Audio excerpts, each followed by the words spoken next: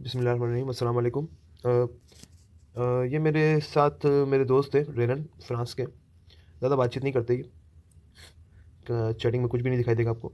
अच्छा इनके साथ शुरू के 3 गेम्स तो मैंने रिकॉर्ड करके पहले दिखाए थे कि आप जो है अपने ओपोनेंट पे किस तरह से पीस कैप्चर खेल सकते हो वगैरह वगैरह।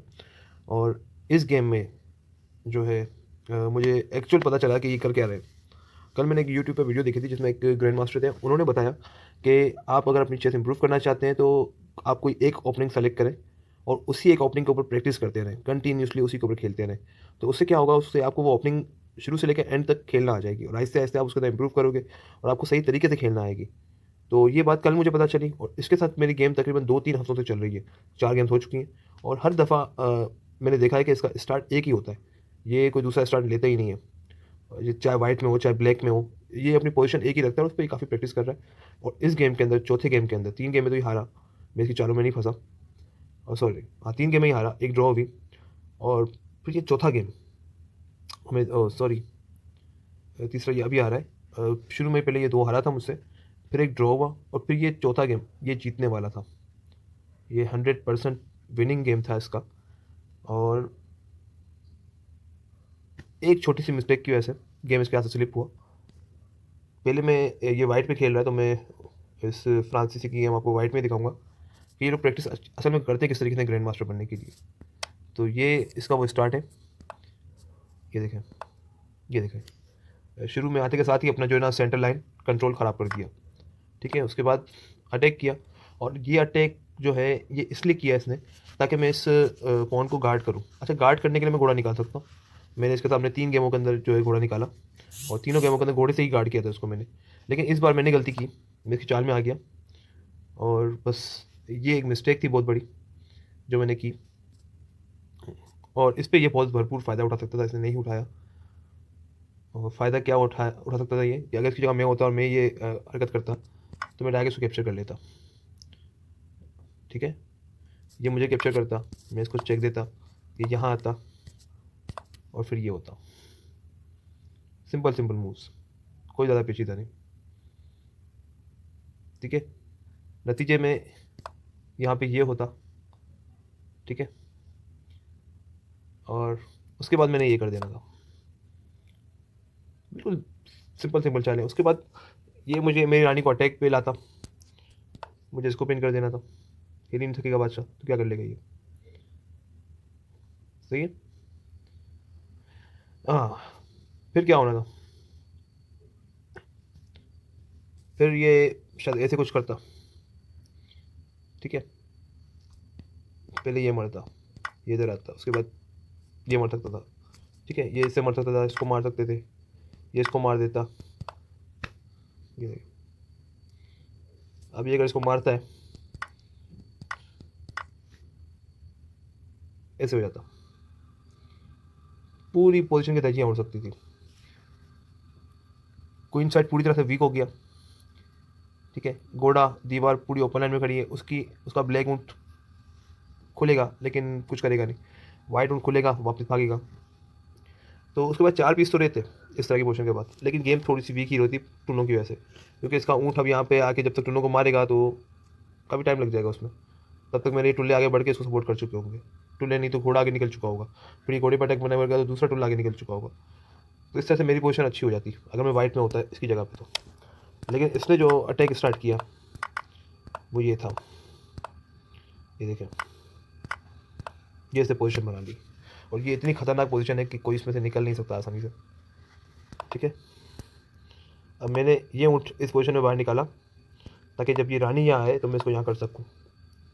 फिर अगर ये कैप्चर करता है इसको तो मैं इसको मार सकूँ, क्योंकि अगर ये ऊँट में नहीं निकालता और मैं सिर्फ ऐसे कर देता, ठीक है, तो ये ऐसे आ सकता था।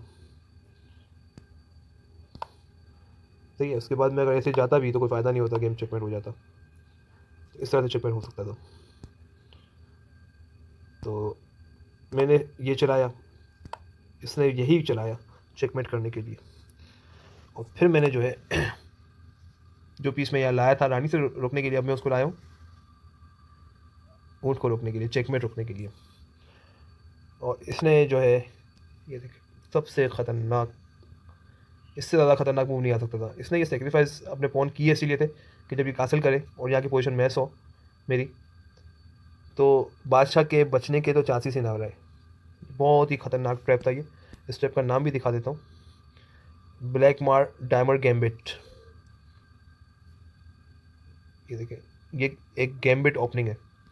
बहुत ही डेडली होती है गैम्बिट ओपनिंग्स, लेकिन जिसको चलानी आती हो उसके लिए ठीक है, जिसको चलानी नहीं आती तो फिर वो इस तरीके से प्रैक्टिस करते हैं। और ये बंदा इस पर प्रैक्टिस ही कर रहा था और कुछ नहीं कर रहा था। थोड़ा सा वीक है, लेकिन मेरे ख्याल में अगली बार अगर ये मेरे सामने खेलेगा इस तरीके से और मैंने गलती की तो नहीं छोड़ेगा मुझे बिल्कुल भी। इसने यहाँ पे ये गलती कर दी, ये इसकी मिस्टेक थी। और फिर जब इसने ये मूव चलाया तो फिर मेरे दिमाग में मेरा अपना एक गैम्बिट बन गया कि मैंने बोला अब मैं इसको गैम्बिट में फंसाऊंगा। ये अपने टुल्ले सेक्रीफाइस कर रहा था, अब मुझे अपनी रानी सेक्रीफाइस करनी है। तो मेरे दिमाग में आया, ये देखें, कि मैं अपनी रानी दे दूं इसके 2 पीस कैप्चर करने के लिए। ये सॉरी, ये क्या हुआ? हाँ,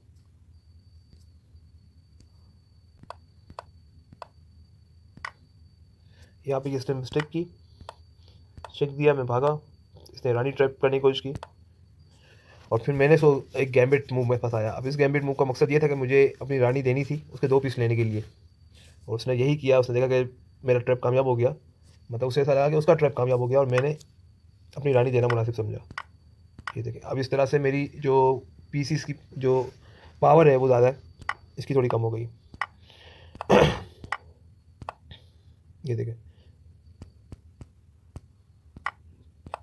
पहले मूविंग पोजीशन बनाई, उसके बाद चेक दिया, फोर्स से अपोनेंट के लिए हटना, रानी तो नहीं रख सकता बीच में। फिर मैंने इसको जो है वो पोजीशन पे ले आया। फिर जब ये इस पोजीशन पे लाया तो मैं इसको भगा सकता था, बहुत कुछ कर सकता था, लेकिन मैंने सोचा नहीं यार, मैं अगर ऐसा कुछ करने जाऊँगा तो गेम हाथ से स्लिप हो सकता है। तो मैंने जो है बहुत सोचा, बहुत सोचने के बाद मैंने एक अच्छा मूव ढूंढा जो मेरे अपोनेंट को शायद नज़र ही नहीं आया एंड तक। तो वो अच्छा मूव क्या था इस पोजीशन में, काफ़ी आगे तक की सोच ली थी मैंने। इसके अंदर माइक्रोस्कोप का ऑप्शन होता है, इस जगह पर कहीं गेम जब चल रही होती है तब एक माइक्रोस्कोप ऑप्शन होता है यहाँ। तो वो माइक्रोस्कोप ऑप्शन जो है वो मैंने देख लिया और मैंने यही किया कि मैं माइक्रोस्कोप ऑप्शन पे गया और मैंने सारी वेरिएशंस खेल के देख ली कि यहाँ पे ये आएगा, मुझे यहाँ करना है, यहाँ से वहाँ जाना है, सब कुछ खेल के देखा। एक लाइन मुझे बहुत अच्छी लगी और वो लाइन मैंने सेट कर दी। और जब आज 2 दिन के बाद जब मैं इस गेम पे आया और जब इसने अपनी बारियाँ कंप्लीट कर ली, क्योंकि मैं काफ़ी सारी बारियाँ खेल चुका था उसमें और ये उसी लाइन पे खेल रहा था, तो इससे टाइम लग गया, मुझे टाइम नहीं लगा। मैंने तो बारियाँ सेट करके जो है वो सेव में डाल दी और ऑटोमेटिकली वो बारियाँ कंप्यूटर उसके सामने चला गया कि भाई आपके सामने वाले ने ये सजेस्ट किया, अगर आप ये चलाओगे तो ये चलाना है, अगर आप ये चलाओगे तो उसको ये चलाना है। तो मैंने अपनी तरफ से सारी बारियाँ चला दी थी, उससे बाद अपनी बारियाँ चलाने बाकी थी। अब वो चाहे 10 बारियाँ चलाए, चाहे 8 बारियाँ चलाए, मैं आगे तक की बारियाँ चला चुका था। और एंड में जब मैं आया, मैंने गेम ऑन की, जब उसने सारी बारियाँ कंप्लीट कर ली तो मैंने देखा कि उसकी रानी यहाँ पड़ी हुई थी। और मैंने पहले तो मैं सोचा, मैंने यार ये क्या हुआ, ऐसे मुझे चेक दिया है, वो भी दीवार के सामने रख के। मेरा ये कैसे पॉसिबल? फिर मुझे याद आया, हाँ यार मैंने वेरिएशंस खेली थी और ये मेरी चाल में फंस गया और यहाँ पर चेकमेट हो गया।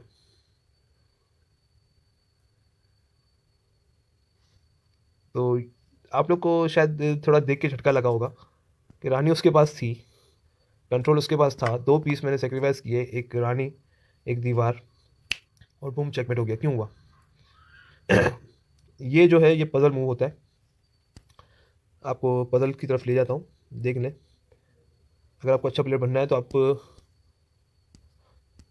दिन में कम से कम 5 या 6 इस तरह के पजल्स करें। ये देखें, ये ग्रैंड मास्टर की गेम चल रहे हैं, 2800 की रेटिंग के, इस समय से 12 तरह हैं ये देखें। एक इंटरनेशनल मास्टर है, उसकी भी रेटिंग किसी ग्रैंड मास्टर से कम नहीं है, और एक ग्रैंड मास्टर है जिसकी रेटिंग इंटरनेशनल मास्टर के बराबर है, और दोनों के दोनों मेरे ख्याल में कोई 3 मिनट वाली गेम खेल रहे हैं। और इन लोगों के लिए तो ये 3 मिनट का टाइम बहुत ज़्यादा है, इन लोगों को इतने टाइम की ज़रूरत ही नहीं है। ठीक है, और ये नीचे जो है ये पजल्स है। अब इसमें ये कह रहा है कि वाइट की बारी है। ठीक है, अब ये मेरे ख्याल में ये नॉर्मल लेवल के पजल्स हैं। ये मेरी पजल रेटिंग है 2100 की तकरीबन। और यहाँ पे जो है इस पजल को सॉल्व किस तरह करेंगे, मुझे तो बहुत सिंपल लग रहा है, आप लोगों को थोड़ा हार्ड लग रहा होगा कि यहाँ पे ऐसा क्या हो रहा है कि वाइट जो है एक पीस एक्स्ट्रा खा रहा है, जबकि यहाँ दिख रहा है कि ब्लैक एक पीस एक्स्ट्रा खा जाएगा, लेकिन असल में वाइट खा रहा है। तो ये वो मूव है, और ये क्या, और ये पजल के अंदर मेरी रेटिंग में 1 पॉइंट का इजाफा ज़्यादा नहीं है, लेकिन ये पजल पास हो गया क्योंकि ये शायद नॉर्मल लेवल का पजल था। अच्छा, अब दूसरे पजल की तरफ आते हैं कि पजल देखें सॉल्व किस तरह करने। हम्म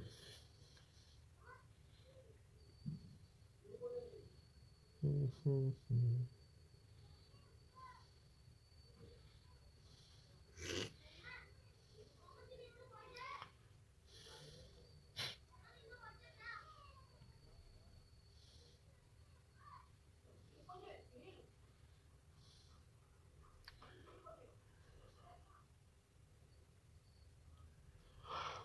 हम्म, हम्म, हम्म, हम्म, हम्म।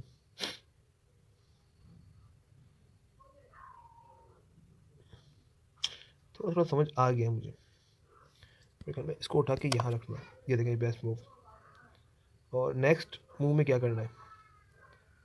अब नेक्स्ट मूव भी कोई इतना आसान नहीं है इसका बदल का। मैं इसका घोड़ा कैप्चर कर रहा हूँ, ठीक है। और मैं क्या कर सकता हूँ, और कुछ मैं क्या कर सकता हूँ।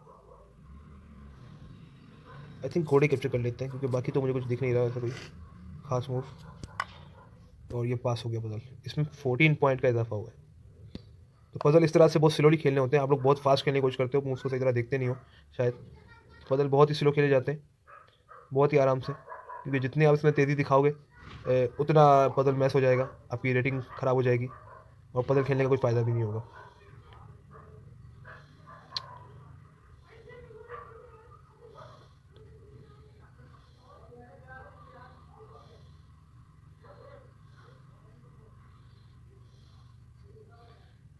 मेरे ख्याल में पहले तो रानी को यहाँ करेंगे, फिर शायद ये दीवार यहाँ आएगी। ओह, ये जो राय पास हो गया, वेरी गुड। 2129, वेरी गुड, सही बेटू। 2140 पे पहुँच गया। और अब नेक्स्ट पजल पे आते हैं। हम्म, तो इस तरह से सॉल्व हो गई।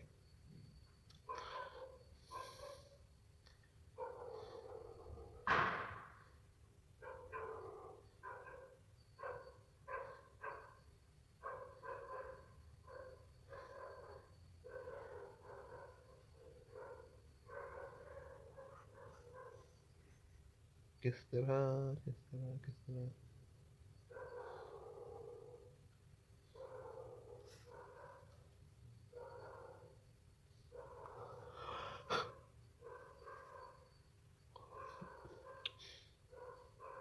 कोई आइडिया नहीं लगा पा रहा हूँ मैं, थोड़ा सा हार्ड पजल है ये।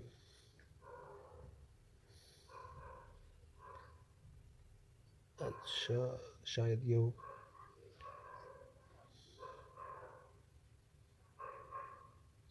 चलो पहले, वेरी गुड, चेक की थ्रेड, और अब रानी की ट्रैपिंग। यही हो सकता था, हाँ यही हुआ है। तो इस तरह से पजल खेलें बिल्कुल सुकून से, सोच समझ के, तो पजल पास होगा, कभी फेल नहीं होगा। नेक्स्ट वीडियो तक के लिए अस्सलाम वालेकुम।